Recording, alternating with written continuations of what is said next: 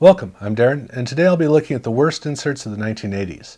Now, when you think of the 1980s, you don't tend to think of inserts. That's more of a 90s thing. But inserts very much existed in the 80s. In fact, they existed way back in the 60s. So there was nothing new to them, but to be a regular appearance year after year in packs, to be something to kind of be counting on as a collector, that was pretty new. And that kind of evolved out of the mid-80s, the mid to late 80s. And that laid the seed for how inserts would evolve over the years, to the point where when you look back at the 80s, they had very antiquated inserts, but they're still kind of cool in their own right. So I wanted to look at these pre-90s inserts. I wanted to look at these inserts from this time before card companies really took them seriously, and see the ones that were really good and see the ones that didn't work out very well. In this case, I'll be looking at the ones that didn't work out very well. And I want to begin with an honorable mention, which is the Topps advertisements that came in Topps baseball cards. Now, for those of us who came out of football or out of basketball, the idea of insert cards in packs in lieu of inserts is kind of a weird concept to us, especially in football where we had 1,000-yard club cards in every single pack. Now, in baseball, they did have all-star cards, but they came in rack packs. They didn't come in the regular series packs. So if you got a regular pack with the gum, or even if you got like Topps Big, something like that, you would get an advertisement card to buy a shirt or an album or the Topps glossy cards. And so basically Topps would reward you for buying a pack with a request to buy something more from them. Now, this wasn't totally unique to them because Pro Set did something kind of similar, but at least with Pro Set, when they did their insert cards, it was like a little contest with the scratch off, so maybe you could actually win something, and if you didn't, at least it was a discount, and sometimes for products of quality too. Whereas for this, it was just the ability to buy a shirt with the word Topps on it. So it was kind of annoying that they did this. And again, it was the fact that they didn't actually put an insert card. They didn't bother to put an insert card into the packs. They were doing it in football, they were doing it in the rack packs, but they didn't do it in the main packs. I never really would have thought of these as inserts. However, I read a period analysis that did refer to these as inserts, and they also were acknowledging that they're not true inserts, but just like Dan thought that this was kind of a cheap thing to do, so do I. I think that if you're going to put something in packs, why is it going to be like this? If you are going to do this, at least have inserts that can also show up. So it's kind of a cheap move that they did. But again, that is kind of a secondary thing. It's not something I can really consider an insert, but I also can't let Topps off the hook. So as far as the inserts go, I want to start off, of course, with number 5. And for me, the 5th worst insert of the 1980s is actually not that bad of a card. It's the Donruss MVP cards from 88 and 89. The cards are perfectly okay because they come out of the Donruss set, which the cards don't look all that bad. And I actually, when I was early in my collecting, I actually really thought these cards were kind of cool. These were older cards to me. They were part of the junk wax mess. But what was cool about them was that they were like the regular cards, only they were different. And that was the intrigue. The thing was that it was a new discovery. And when you discover it in that way, it has a really cool allure. It's kind of like reading a mystery novel. And you get to the end and you go, I knew that person did it.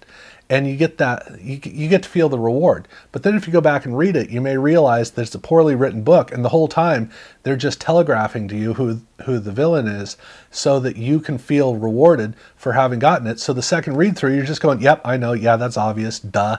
And you realize it's not that fun of a journey. And that's kind of what these cards are like. At the end of the day, they don't have a good long-term collectability quality because they don't have anything interesting that they bring to the fold. They're a fun discovery, but they're a missed opportunity to make a statement. So ever after, it's just like a couple extra cards from the main set. And that's the disappointment. They could have made a distinctive card that looked cool, and they didn't. Now, the rest of these are all unique design insert cards. And for number 4, I go with basketball. And basketball's a little tricky because there are only 4 insert sets. Hoops didn't make one. Topps didn't make them back in the day. So it basically comes down to these 4 all-star cards by Fleer, all stickers, and there is a 5th one in 1990. And what's disappointing about this is that most of these sets are really good. It's just the first one was not good at all. It was really, really disappointing because the card isn't really a card design. It looks like the back of something. I say this with full respect to the fact that the pictures are really, really good. I love the pictures, but the card design isn't. It truly looks like the back of something or something on a box. It looks like where you would see the copyright or the disclaimer. It doesn't look like a card. And ironically, if you turn the card over, the card back looks pretty cool. It's just that the card front is really terrible. And it's always bothered me. Every time I look at it, I have to remind myself that yes, that actually is the really expensive Fleer All-Star card. It's a huge letdown. It would be good if they'd done a decent job with it. They had with the main set, they just didn't with these cards. So they're a huge disappointment to me, but I'm only going to keep them at number 4 because the other 3, design-wise, I think they're bigger fails, and at least these have really good pictures in them. So for number 3, I'm also going with the Fleer All-Star. I'm going with 1988 baseball. And in this case, it's pretty much the same thing. Fleer had started in 1986, and they'd had a really good run with these designs.